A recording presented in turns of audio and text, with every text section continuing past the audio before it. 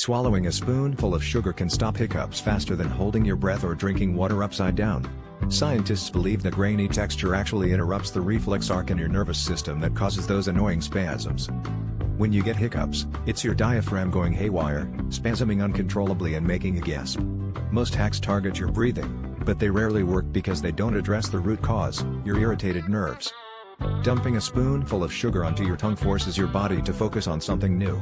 The sudden, gritty sensation overloads the vagus nerve with a sugar rush, which can reset the signals and put an end to the hiccup cycle. Forget the old wives' tales. Next time you're stuck with relentless hiccups, reach for the sugar jar. It's weird, but science backs it up, and it could save you from those endless, awkward gulps.